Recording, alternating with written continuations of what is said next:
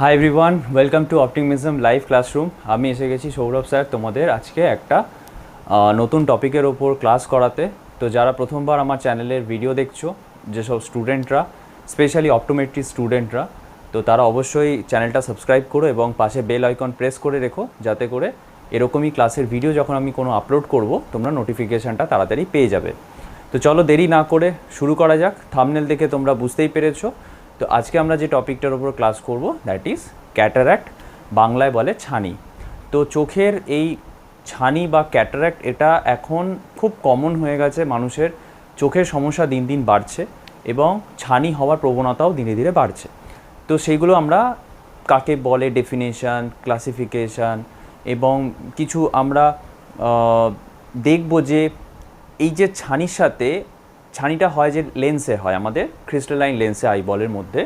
তো তার সাথে কিছু স্ট্রাকচার বা অ্যানাটমির সাথে কিছুটা রিলেটেড আছে, কারণ অ্যানাটমিটা না জানলে এই ছানিটা কোথায় হয়, কেন হয় এবং কাদের মধ্যে হওয়ার সম্ভাবনা বাড়ে, এই সমস্ত কিছু তোমরা রিলেট করতে পারবে। তো অ্যানাটমি এবং তার সাথে আমরা এই ডিজিজটা সম্পর্কে শুরু করব। তো চলো চটপট শুরু করা যাক, দেরি না করে। Topic, just a minute.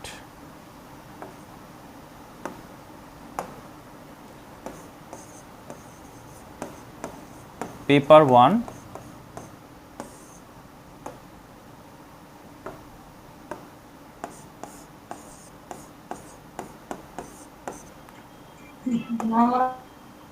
কিছু বলবে?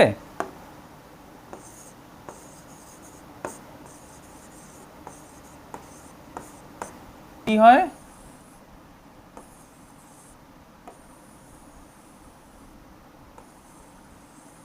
তাই তো, এটা হচ্ছে লেন্স ভেসিকেল। হ্যাঁ, আর আর এটা হচ্ছে সারফেস একটোডার্ম। এবার এই যে লেন্স ভেসিকেল,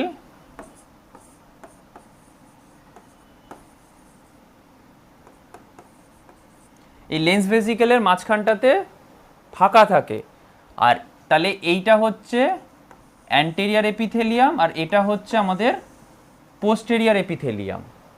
কিন্তু পোস্টেরিয়ার এপিথেলিয়ামটা কি হচ্ছে, ইলংগেটেড হয়ে গিয়ে লেন্স ফাইবার তৈরি করে ফেলছে পরবর্তীকালে, প্রাইমারি লেন্স ফাইবারস।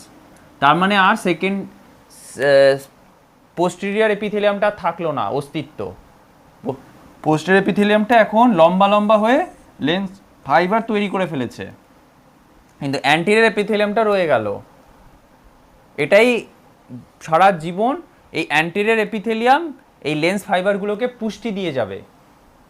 এবং যদি কোনো কারণে লেন্স ফাইবার্স যদি কোনো ভেতরে ড্যামেজ হয়ে থাকে, তাহলে এই অ্যান্টেরিয়র এপিথেলিয়াম নতুন লেন্স ফাইবার বা নতুন লেন্স ফাইবার্সগুলো ভবিষ্যতে যখন আরও তৈরি হবে, প্রাইমারি সেকেন্ডারি লেন্স ফাইবার্সগুলো যে প্রাইমারি লেন্স ফাইবার হয়ে গেল বা সেকেন্ডারি যে লেন্স ফাইবার্সগুলো তৈরি হবে বিভিন্ন নিউক্লিয়াসের, এই যে fetal nucleus, infantile, adult nucleus, cortex, এই যে লেন্স ফাইবার্সগুলো, এগুলো সব ভবিষ্যতে সারা জীবন ধরে তৈরি করে যাবে এই অ্যান্টেরিয়র এপিথেলিয়াম, সে রয়ে গেল।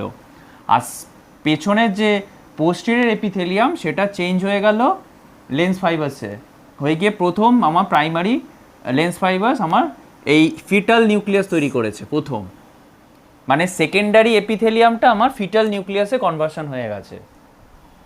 ঠিক আছে, পোস্টেরিয়র এপিথেলিয়াম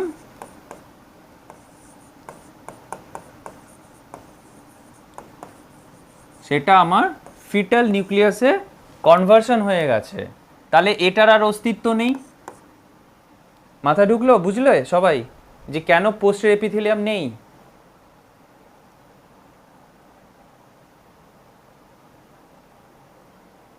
ফিটাল নিউক্লিয়াসে মানে চেঞ্জ হয়ে গেছে বল। হ্যাঁ, চেঞ্জ হয়ে গেছে, তাই আর ওর আর অস্তিত্ব থাকলো না পোস্টেরিয়র এপিথেলিয়াম। এবারে এই ফিটাল নিউক্লিয়াসের ওপরে চাপবে ইনফ্যান্টাইল নিউক্লিয়াস, তার উপরে চাপবে অ্যাডাল্ট নিউক্লিয়াস, তার উপরে চাপবে কর্টেক্স। আর এই ফাইবারগুলো কে তৈরি করে যাচ্ছে? অ্যান্টেরিয়র এপিথেলিয়াম, যেটা রয়ে গেল এবং এর সারা জীবন ধরে এই লেন্স ফাইবার্স, বাকি লেন্স ফাইবার্সগুলোকে পুষ্টি দেবে আর তাদের গ্রোথে হেল্প করবে। এই তো একটা জিনিস আমার এখানে মিস হয়েছে, মিসটা এটা হয়েছে, নিউক্লিয়াস চারটে থাকে, তাই বলি এখানে তিনটে আসছে কেন? পোস্টেরিয়র এপিথেলিয়াম কনভার্টেড হচ্ছে ফিটাল নয়, এমব্রায়োনিক নিউক্লিয়াস।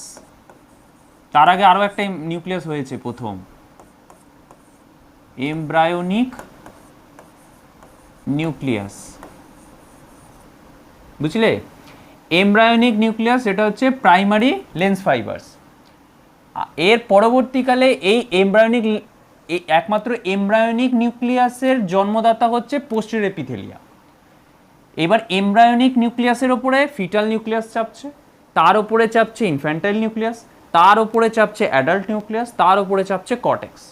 এই বাকি যে ফাইবার্স এগুলো হচ্ছে সব secondary lens fibres.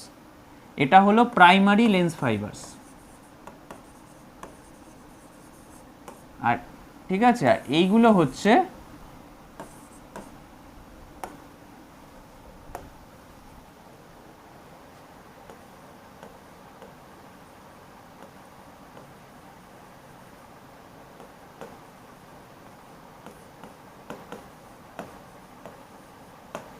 Secondary lens fibres.